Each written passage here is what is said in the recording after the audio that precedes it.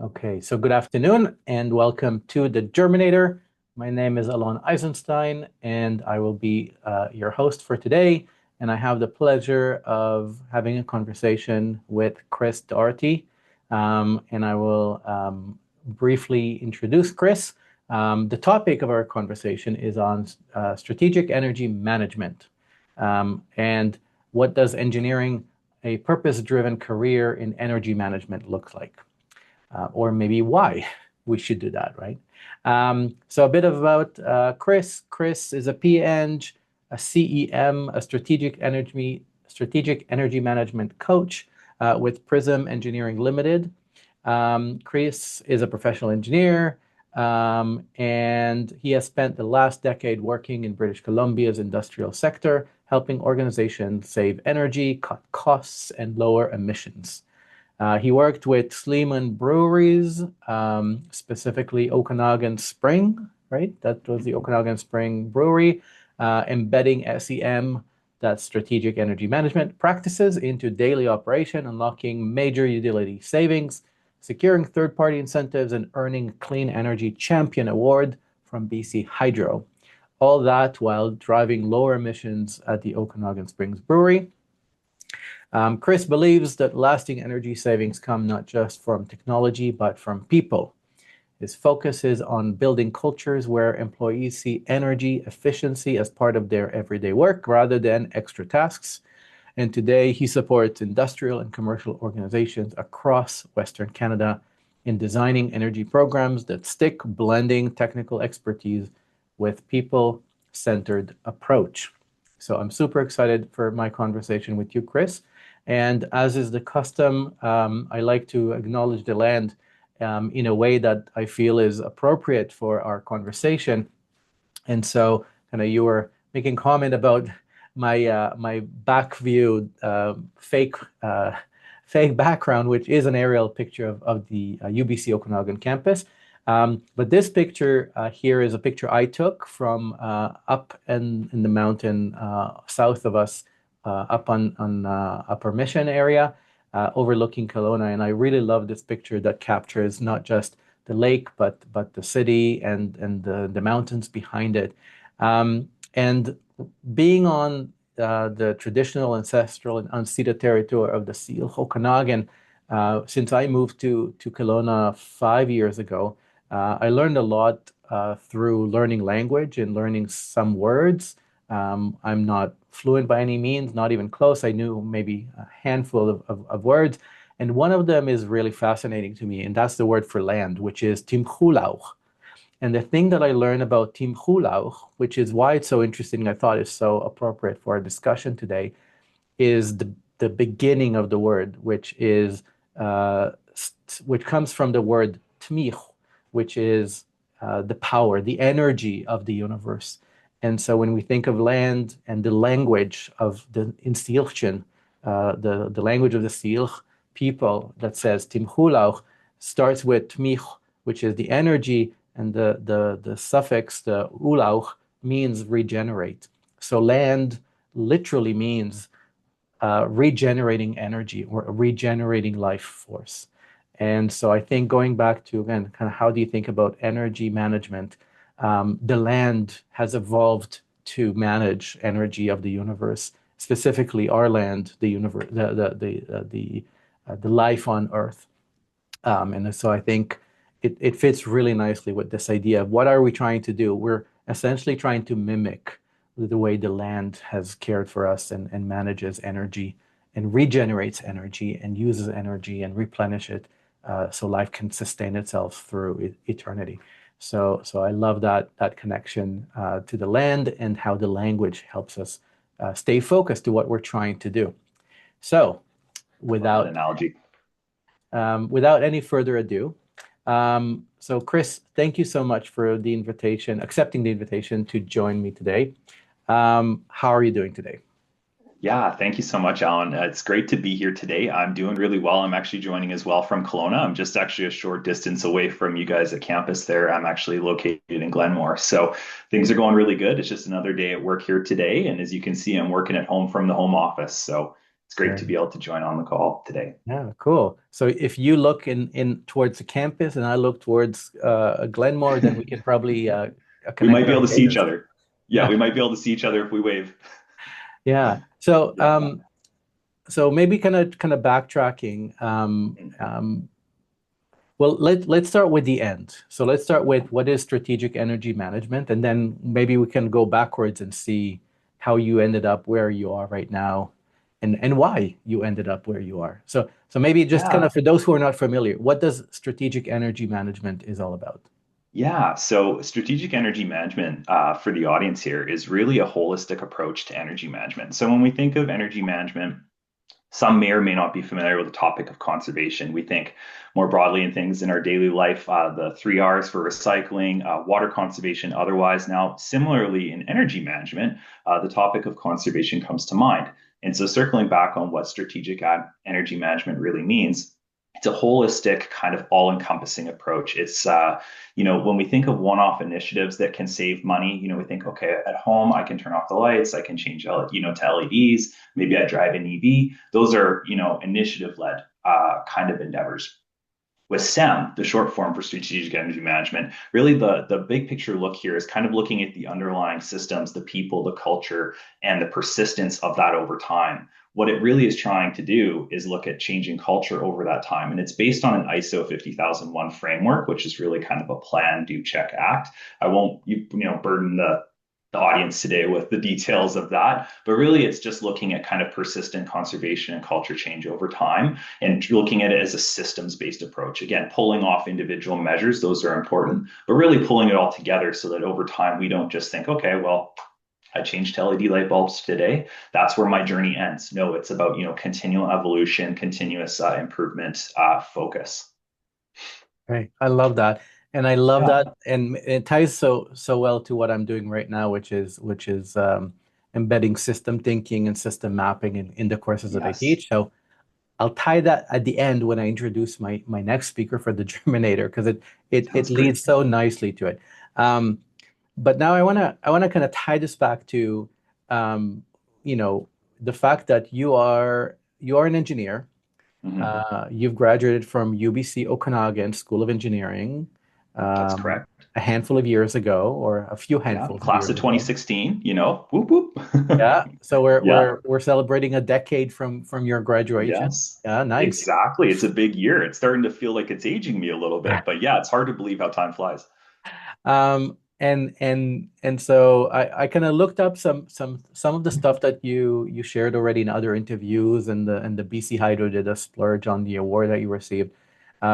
So when you started doing energy management back in school and getting into all this renewable energy, um, you mentioned at some point that you wanted to work for BC Hydro on a hydroelectric dam. That's right.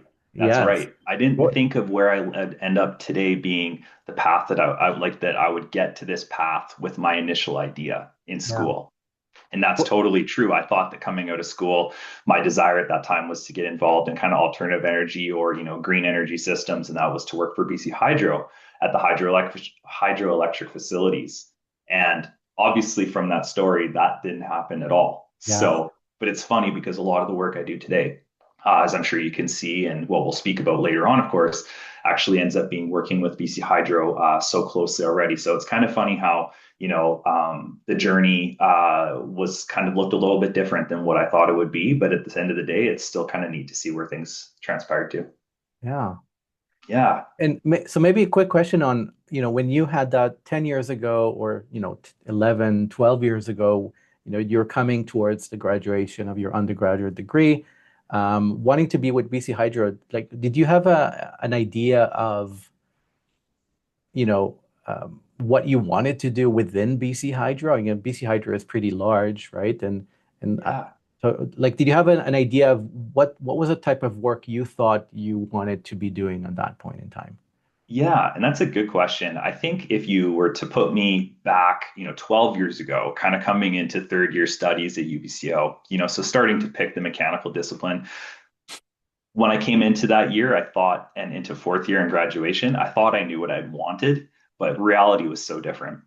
So kind of as I started to get my niche discipline down with mechanical, I started honing into that side of the world. I started taking courses kind of in turbo machinery, fluid mechanics, alternative energy systems, all of those kinds of topics that kind of position us well for this area with BC Hydro. And so as kind of graduation grew closer, fourth year was winding down and stuff, I started taking more and more structured courses in that topic area. It was obviously a passion of mine. At the time when I applied and looked at BC Hydro, I was really intrigued because they ended up having actually a summer student program. So not only did I think, okay, it's relevant to my interest area and sustainability, I was thinking about getting involved actually in operations if it was possible. But the knowledge that I knew from joining that program, if I was successful to do that, was that they had a really structured, solid EIT pathway. And so what I found out later when I didn't get it either was that most of those roles actually weren't based at facilities either. They were actually based in the lower mainland anyway. So actually it was, I felt like no disrespect to any of the lower mainland folk, but it was a bit of dodging of a bullet because my interpretation of what I thought it would be and what I was looking for didn't transpire. Of course, was not getting the posting, but it was a little bit different in reality as well. Right. Yeah, yeah, So absolutely. so So then so then you didn't get to where you thought you wanted to be. that's In, right. Instead, you ended up with Okanagan Springs. Yes, Yeah. that's right. That's And right. then and then what was that transition, or what that first experience with Okanagan Springs was for you, coming Yeah. transition from So school to work life? Yeah, so kind of following out like in that, so graduation came around, passed through the courses, kind of get out into the working world. I took a very intentional break between finishing school. I took about 5 months off and a little bit of time to say, hey, I want to stick around Kelowna. And so I was kind of waiting on bated breath to see if that opportunity with Hydro would work out, amongst some other opportunities I was trying to look at the time as a, recently graduated student with not a lot of prospects and having to look around. Things were not looking to shape up. And so as time progressed, I really realized, hey, you know what? I'm not from the Okanagan Valley originally, but this is an absolutely beautiful place to be. I would love to try and see if I can get an opportunity in the area and continue to live my dream of mountain biking and outdoor sports and recreation. And as time kind of came on and there wasn't really a lot of opportunity coming forward, I was enjoying that break. One opportunity did come up, and that was actually through Okanagan Spring Brewery, which is a company that's under Sleeman Breweries nationally in Canada.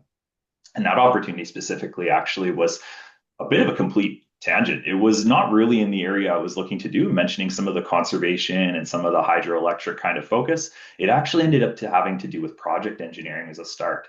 And so I thought to myself, well, okay, I've taken project management classes. I had a little bit of summer student experience running projects again, cap it or summer student projects, very small. But I thought, hey, it's in the backyard, it's process. Beer as an industry seems pretty cool. Why don't we give it a shot? And over kind of the long enrollment process there, I ended up getting hired in October 2016. In fact, my first day was actually on my birthday, coincidentally enough. And yeah, I spent almost 9 years there and was able to move up the chain and kind of stay within project engineering and then into junior project management, all the way through to the senior levels of engineering project management over there, and with elements starting to weave in there on the energy management front, which is where I am today. Okay. Yeah. So So before we take a turn into the energy yeah, management, maybe kind of last question on that transition from student yeah, life, maybe kind of how you thought what you wanted to achieve as a professional, what the world of work looks like, and then actually getting it and going to the Okanagan Springs. What was one yeah, of the things that you felt was surprising or unexpected? You're like looking back at your 9 years yes, with Okanagan Springs. Are there any things that you were surprised uh, in a good or bad way, yes, um, compared to what you thought in advance? Because again, we kind of already kind of talked that's about the right. fact that BC Hydro was not the type of pathway you thought it would be in retrospect. Mhm. What does the Okanagan Spring look like for you as going to from student mindset to progressively maturing engineer in a company? Yeah, so that's a great question. And I think those, even those first few years when I was over at Okanagan Spring, um, really it was interesting because when we're students and we're in coursework, when we got into, post-graduation work life, the pace, the way that the professional private world worked relative to my experiences in academia. Of course, we want to be focusing on doing calculations and grinding things out and stuff. What I found out in those early days is just that there's the pace of private business. It flies comparatively, and you think, okay, well, hey, like as an engineering professional or a young engineering professional, we should approach the problem and we should work through our logic and the pathway that way. Sometimes, that's the right path to do, but oftentimes, real life, I hate to use the word real life, but real life in industry ends up taking a much different path and, jumping through some of those milestones because, hey, okay, this is good enough.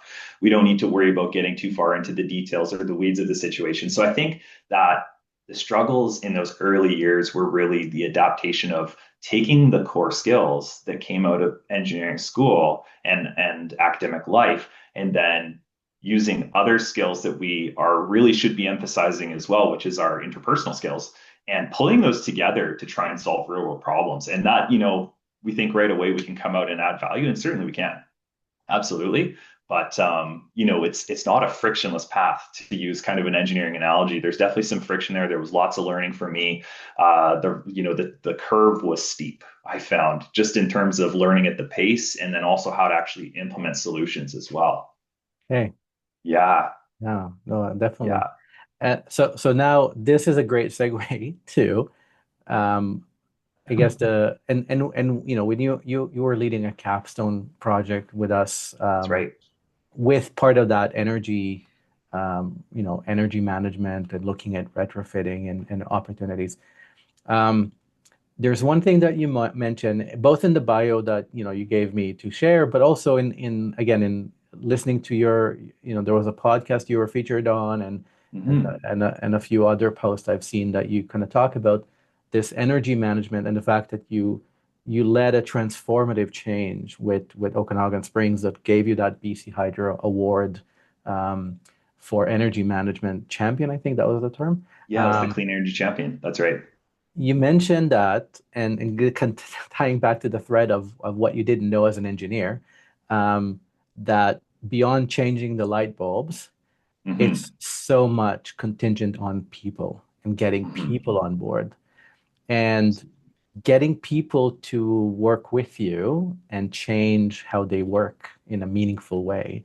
And when I teach students and I talk about the concept of innovation, I always tell them that innovation is not what you do, is the outcome you accomplish when things are adopted and accepted and they are meaningfully changing how people do what they do. So That's right. on that book, you're like the role model innovator because you've achieved a meaningful change in that workplace. Thank you. Um, can you maybe share some of that experience? Like how did that happen? Is that a gradual progression of 9 years of maturing? Hmm. Did you learn anything new about getting people on board once you led that project for energy management, with the brewery? Yeah, to be honest, it was a 9 year evolution and journey. And I'd be happy to kind of go through some of those timeline and steps at a high level to kind of, share with the audience because it kind of evolved organically. Yes, please. So yeah, when I started over at Okanagan Spring there, as I mentioned, I was hired into projects engineering, capital project management.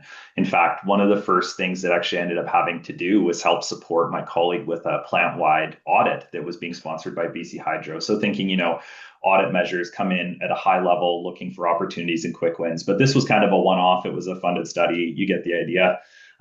Being one of the first, being topical to my interest area, like I mentioned earlier, and also it was related to the project work I was doing. Energy management wasn't work in the beginning days that I was doing day in day out. In fact, the whole way through it was a side the desk effort. But any less, that caught my attention right away because, of course, the interest area was there. It was able to weave in aspects through my project work, et cetera. So over the preceding years, for about 5 years after that point, I could see in the organization as I grew my skills, my competence, that audit report was really kind of, the underpinning of working on individual measures and recommendations from it and weaving those into my work because, again, it was an interest area, right? Some of the projects I was working on were for facilities and operations, and they were varied in the scope and detail that needed to happen.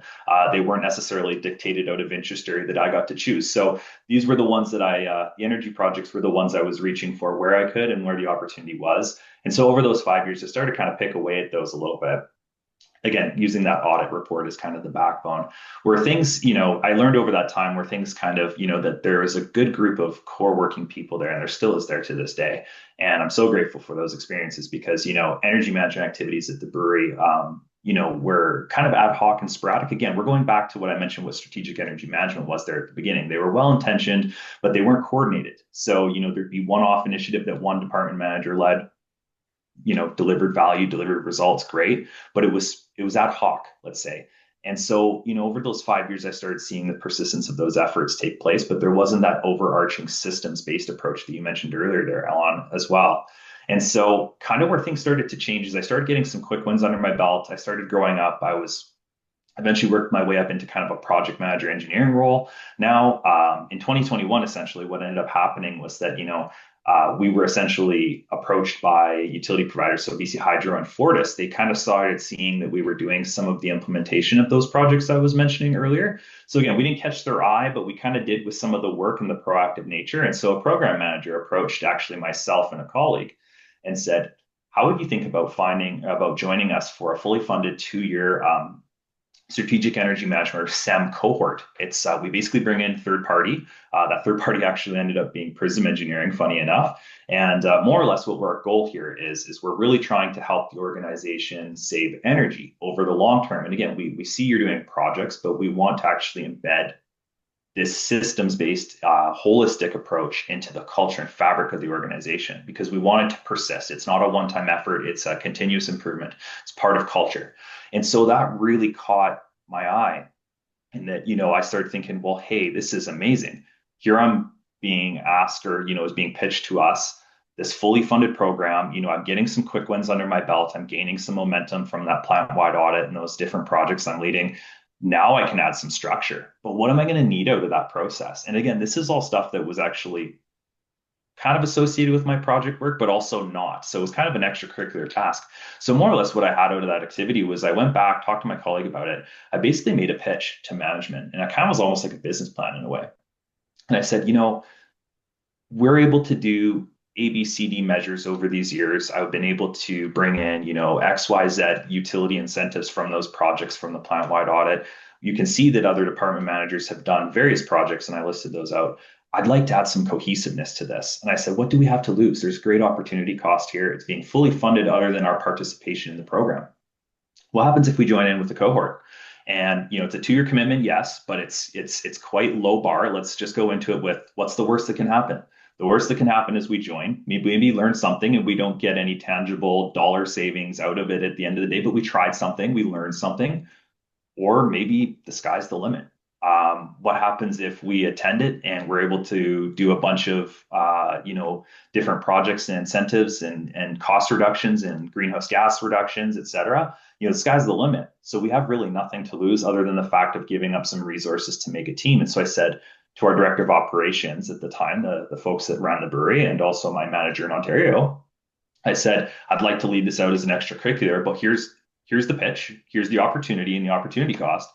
What about but here's what I need from you. I need to have a team of individuals that have the ability to make that change. And those were the department managers I spoke about earlier. Again, thinking somebody that has enough sway that they can do an initiative and have some actual clout, let's say, in their department, but then also is a good representative on the technical side and non-technical side to see the opportunity cost, but work with too. So wanting to actually work with the individual, because again, this was kind of a make work project. Nobody asked us to do this. This was self-initiated, if you will. So yeah, so essentially, in short, on that, we basically were able to sign up through the cohort, and that lasted for a duration of several years.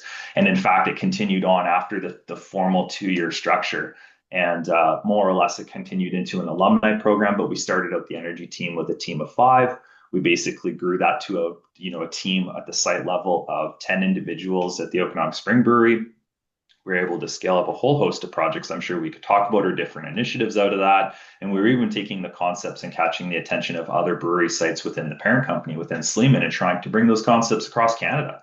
So for a project that was just a make, try and test something out, because the way I looked at it as well, Alan, was that for me is it was a passion area, and I thought, what do I have to lose out of this? So yeah, it's a little bit more extra work, but what do I have to lose out of this? I can try this experience out at, 5 years into the career. I started thinking, what's coming next down the line? Of course, there'll always be a bigger project that's more challenging, but where can we go with this? And, do I think that it would have led to me sitting here today and being in the energy management industry full time and now helping other organizations?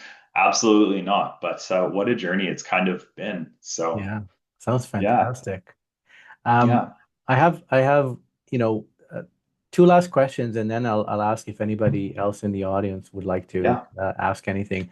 My two last questions on the whole transformation. So again, you mentioned that you created a team around it. You were part of the cohort. There was support from BC Hydro and Fortis BC.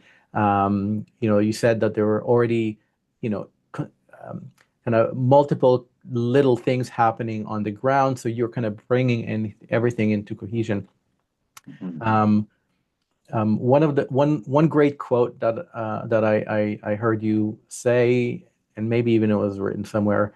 You said that energy saving needs to be made visible, yeah, or something in that lens, that just kind that's of right. fixing strategic energy management leads to energy saving, but that's not good enough. It needs to be made visible. That's Um, right. and so in that respect, I guess my question is to you is what is like the thing that you're most proud of, that you made visible, that you kind of felt like that went so well.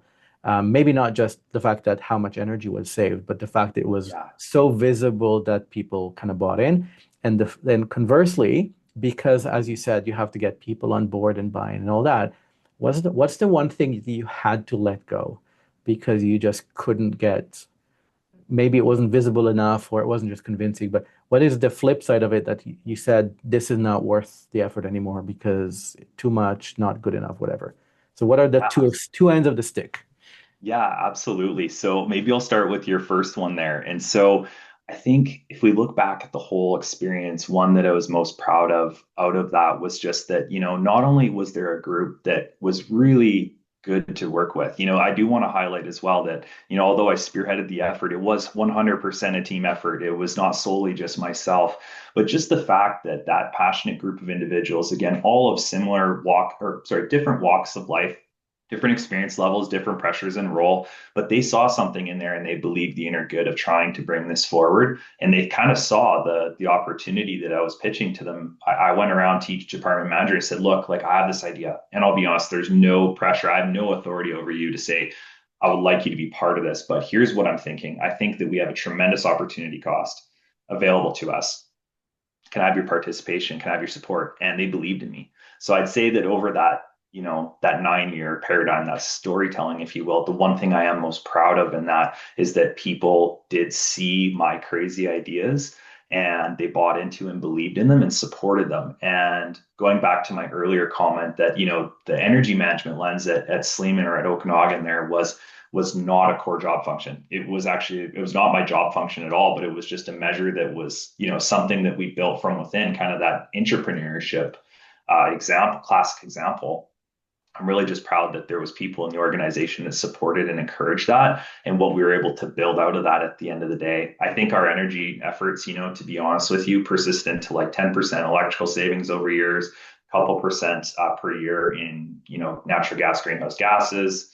We brought in lots of cost reductions and incentives and utility rebates and projects. So those are all the successes that are cool, but at its core heart, like those wouldn't have come out with just really supportive mentors and strong management group that really just believed in the idea, right?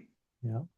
Yeah, and it's cool because that's in effect what culture change is. Obviously, I in the last little bit, I've moved on from the organization since then, and kind of to your second point, a challenge or or maybe in areas that, I started realizing, I just recently joined Prism. And so now I work as a strategic energy management coach. I am in effect the one that would be helping my former self try to achieve this. And in fact, actually, a funny side tangent is Prism was actually my coaching service, coaching provider to help me through my whole journey. So it's very fun to see that end of it. But nevertheless, getting back to the topic here, one thing I realized is that as I started to take more and more bandwidth, if we want to call it that, more interest, more excitement.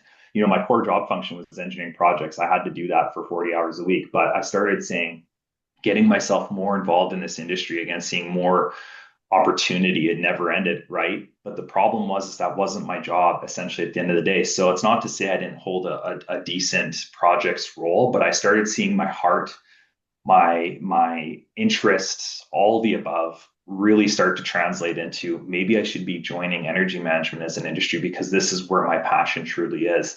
And so to your point there about maybe having to leave something behind, I was at Sleeman for a very long time. I was there for almost a decade. It was a good role, a good solid group of people. It was quite comfortable at the time, but I was really at a crossroads, think that stereotypical crossroads. Do I stay doing this thing and have to give up the or the energy management, or do I jump in full time? I was at a point where I couldn't do both anymore. I had to just choose one or the other. And what I ended up having to choose to do was give up something that was really good, but was maybe not going to be part of the next chapter or challenge me in the next chapter to jump in and try something fully that I knew added a little more excitement, added a little bit more depth. But more importantly, I knew that I could cut my teeth and actually be in the industry full time. So giving up that thing that I'd known that would work, and again, was a very good job, very good employer, good mentors that I still friends that I still interact with there all the time. That was hard. That was a challenge for sure, but it's an exciting new chapter. And so I made that change just earlier this year, and now I'm in it full time as an SEM coach. So Amazing. And I have yeah, questions on that, but I did promise if anybody in the yes, audience would like to ask any questions to Chris about everything that led up to when he quit his job with the brewery and transitioned to a new industry. I have a question. This is yeah, Jenna. I'm just curious. I don't know exactly how to say this, but comparing when you're working in project work at a company and you're owning the projects, you're seeing it through the milestones and you see the final kind of outputs of it. How do you find now that you're an advisor and you don't necessarily own the projects, you have less control over kind of how they um, materialize, do you still get that sense of accomplishment, not being on the project team, but kind of being a little bit of the outside coach? that's a great question, Jenna. And so I'm coming up on 6 months here with Prism, and so it's kind of neat because I work on the other side of the table. So now I work with other energy managers like I was doing at the time. But you're right. I'm kind of in a coaching or leading, a non-direct leading role. I'm there essentially as a resource to help that energy manager achieve it. So you're right. When you come from projects and you come from structure, absolutely. I love being the spearhead of the effort when I was doing the project management. At the end of the day, you were responsible for, 3 or 4 or 5, maybe 10 projects in a year. You were the person that, the buck stopped at having to get that initiative done. To then turn itself around in another way where essentially you're not in that same pace. It's a little bit different. Um, it's been a little bit of a change, but the cool part out of it that I learned through as well, and actually it kind of clicked for me earlier last year when I became kind of a mentor and industry sponsor for the capstone, actually with UBC again, kind of on the industry side, was that I started realizing that a lot of reward for me came out of, okay, well, I can be the one that executes and leads. But what I started seeing as I mature a little bit into the career here as well, and through that capstone, for example, that it's actually really rewarding to help others. So it's great to be in the trenches and leading the initiatives out and what have you, and working through those projects. But it's equally as satisfying for me to be at the other end, helping the individuals that are doing that work and coaching them and adding experience and mentorship and support and all those things. So it's been somewhat of a mindset shift, but the seeds for that were planted quite a while, let's say a couple years ago, where I started thinking, hold up a minute. Maybe I don't need to be that individual that does that anymore. So I don't know if that answers your question, but for me, it really just came down to actually enabling and helping others was an ability to scale the impact I was able to make, let's say. Yeah, very cool. Sounds a lot more. Yeah. Um, I know project management is highly, leadership forward, but yeah, just kind of implementing in different ways. Very cool. Yeah, thank you. Thank you so much. Yeah, thanks for the question, Jenna. Anyone else has any question? I don't see anything jumping on the unmute. I guess I could ask one more question. Sure. Uh, this kind of goes back to the switch from academics into career. Do you find one thing that I found, I'm an engineer as well, is the biggest transition for me is that every project you pitch or everything kind of has to have a economic benefit. So yes, it can Yes. be good for the environment, rah, rah, rah, but there has to be a case at the bottom line. Um, any comments on that? 100%. And that's a very valuable and good call out. And so in the early days and at certain points, you're right there.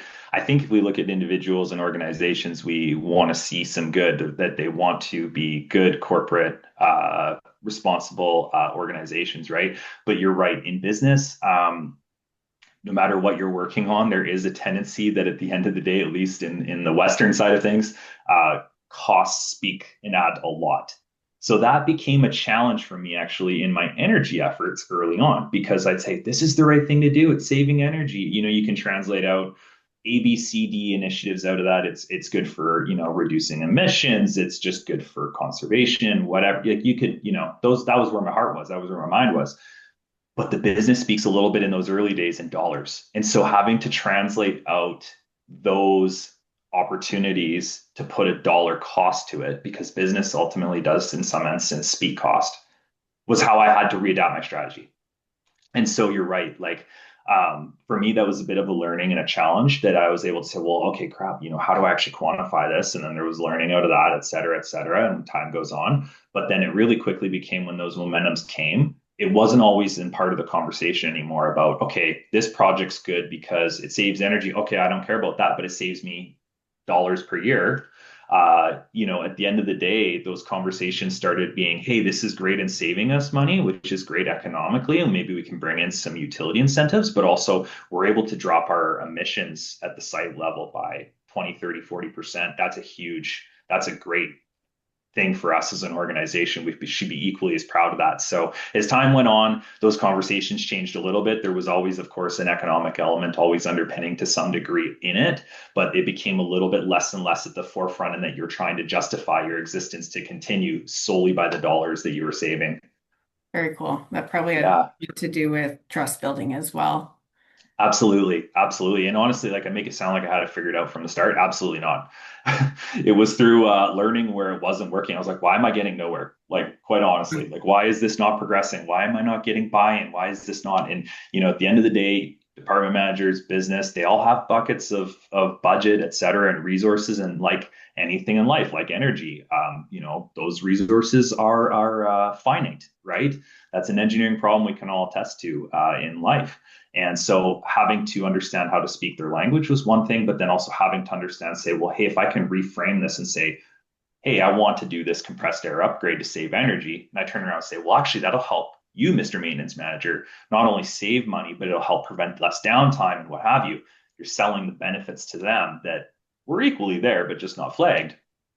Your chances of success in getting a yes versus a no, not interested, went up way higher. So Awesome. Thank you. yeah, no problem. Great question. Yeah, and this is what I tell my students in the entrepreneurship class, which is an entrepreneurial mindset is not just for wannabe entrepreneurs. It is for intrapreneurs, whether you work in any organization, if you want to make that change.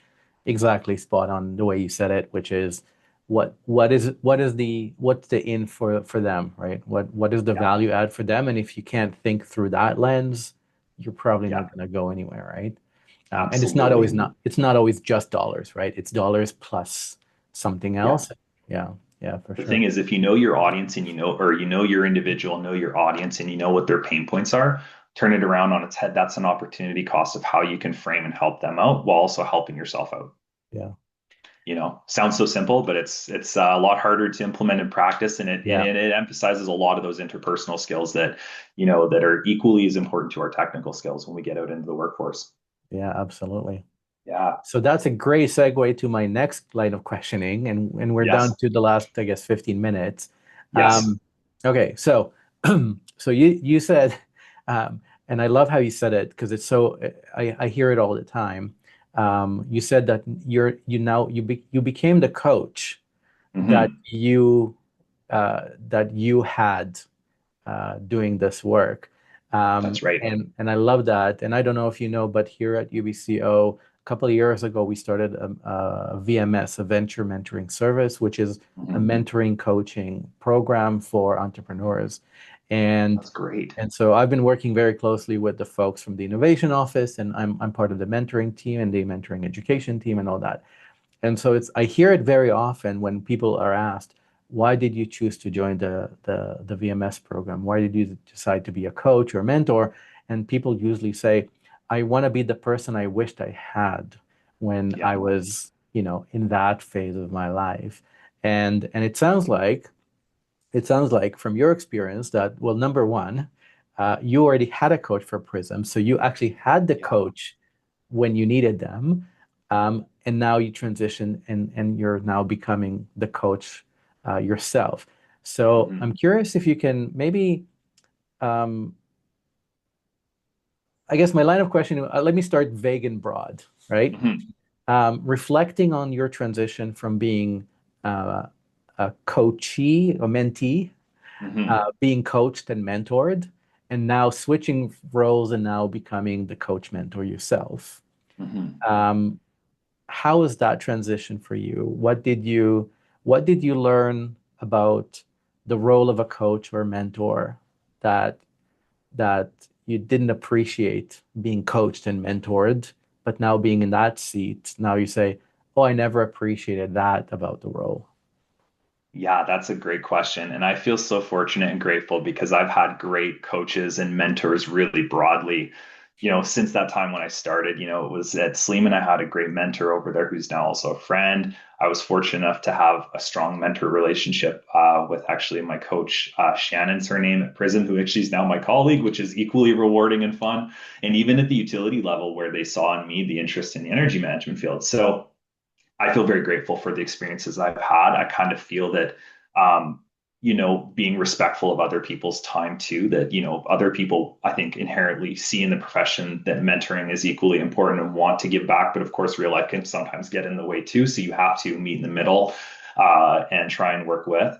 I think in that kind of going from being the mentee to mentor, what was the most rewarding that I can like look back and try and implement in my actual work now, let's say, is just like the seeing the potential in others. I didn't realize it at the time, but I had a lot of strong support across all those mentors and more that I described. And that they saw maybe at times the potential in me that I couldn't see myself. And so the proactive encouragement, we think of like a traditional mentor relationship, and in this case a lot of times it was just support and encouragement, like, hey, keep persisting when your head's down low and it's getting tough. You can do this. Like, just a reminder, like even just those casual words of encouragement became so critically important. And what I really realize now is stepping into the coach or mentor role is like my role now is to help others and to see the potential in others and to help elevate them and support them and encourage them. And that can be task driven, but it can be equally just about sharing stories like we're doing today.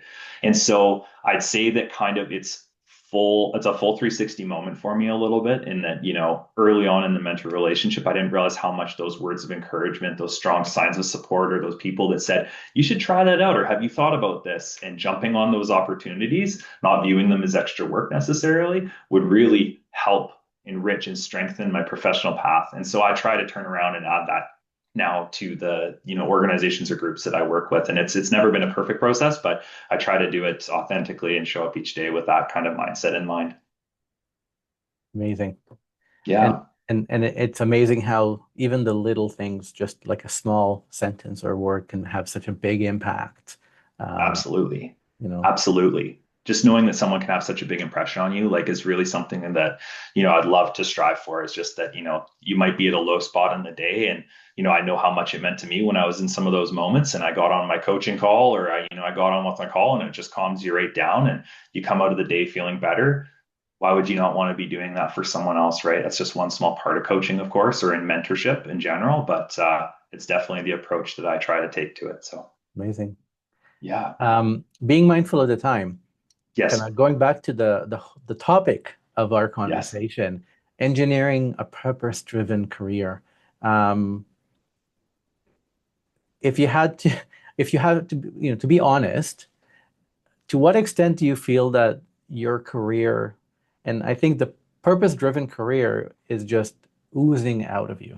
You're like everything in the way you Thank you. describe what you've done in your career is just screaming, I followed my heart, I followed my passion, I followed my values in renewable energy, energy conservation, making an impact on the world beyond my quote unquote official job. Um, how much of it was engineered in a way that you feel like was this, I don't want to say predestined, but Hmm. like between the role of you making choices that allowed you to then guide your path short or long term versus complete randomness. Hmm. um, where would you say your career trajectory has been, and Hmm. looking forward, do you feel that it's going to stay that course, or do you have more agency in guiding where you want to go, or is it purely as random as it was before, or something like that? No. That's really actually a great question. And if I was to say, looking back at the, kind of when I started almost a decade ago now, coming out of school to today, I would say maybe a bit of like a 50-50 split. I think you can probably tell for those that are listening in here that, what I thought coming out of school, what I wanted to do, and my path that I ended up taking and where I am today, not the same thing. But you can see there's a lot of um, underpinning similarity or interest or passion or enthusiasm. And so I think there's an aspect of intentionality there that in the subconscious, like was guiding me a little bit, if that makes sense. Um, so I think over that time, my passion and interests were there. So I was open to possibilities when the path maybe didn't proceed as originally intended. So, if I came out of school and then, the world ended because I didn't get that dream job I was looking for at the hydroelectric dam. Well, no, but I was able to pivot and open my mind to other possibilities that may lead to a really fulfilling career path, right? Even though they may not be on that kind of single purpose built track that we tend to put ourselves into, right? Life throws curveballs, right? My path from A to B from the start to today did not follow a linear line. However, in saying that, I tried to structure myself where I could at least be open to possibilities to exploring new initiatives, but then also staying curious through that process and, willing to dabble and putting in a little bit extra work or be a little bit more of a self advocate to try and explore where those passion and interest areas were. And ultimately, that's kind of how it led myself to today. Just in that, keeping those options open and being strategic and intentional, and and just seeing where life takes you too. Amazing. And being true to the core value that you care about Yeah, in guiding those decisions. My last yeah. quick question is, um, to what extent do you feel that courage played a part in your willing to, again, you mentioned you're mindfully staying open to opportunities, but Hmm. acting on opportunities in some cases takes courage. And Yes. going back to your comment about the thing that you let go, which is your 9 year, close to a decade career with Okanagan Spring, and letting Hmm. that go, um, is a, needs some courage and confidence. So how much do you feel courage was important in your ability to act on the opportunities that you saw presented themselves?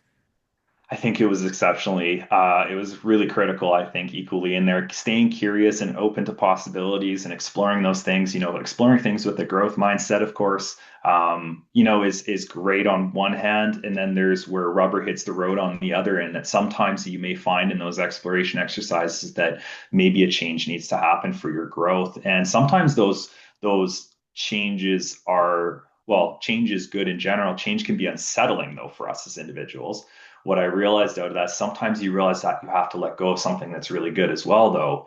in order to continue to grow as a human and to grow as an individual, etc. And so they can't always be so easy and just that, okay, it's easy to close one door and walk through the next. Sometimes they're not. And a lot of that comes down to, having the ability to have that courage and be able to be intentional, fall through, and be open that maybe you tried and it doesn't work, right? That's another aspect in this, right? I feel fortunate for my experiences. Sometimes you can take a leap in something and maybe it doesn't work, but Right. that's not, that might be deemed a classical failure, but it's not because you were, had enough intention to try it out and to learn it wasn't for you. So you learn something about yourself, right? So Yeah, each of absolutely. those steps begins with courage. So I think it's really important. It's a great flag.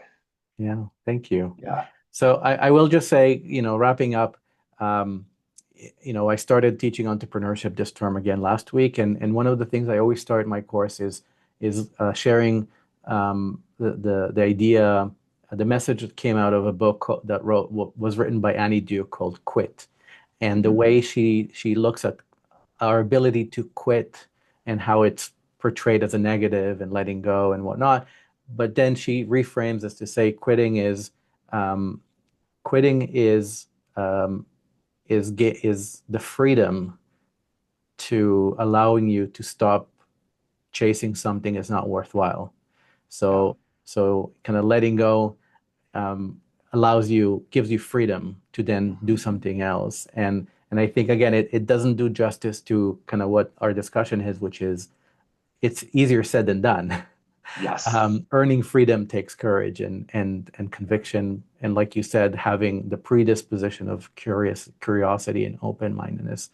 Um, so I absolutely love, to see where you are right now, and I hope that we stay in touch and maybe we recreate this interview in I don't know 7 to 9 years from now and see what Yeah. happened in the second decade of your professional career, I would um, love that.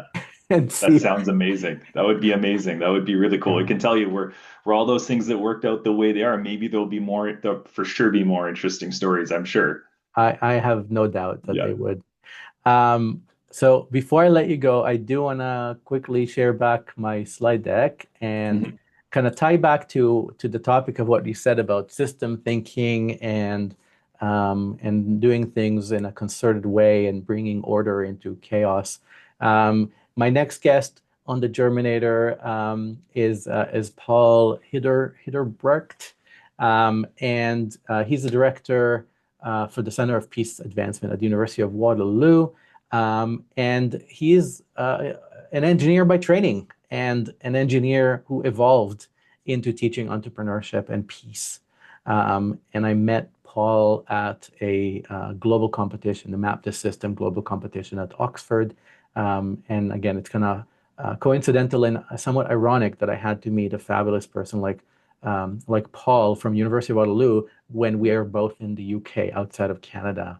Yeah. After me spending a full over a decade in Toronto, so closer to him than the UK, but then we ended up there. So I invite everybody who is interested in entrepreneurship, engineering, and peace education and how they are aligned, they all have to do together to join us next time.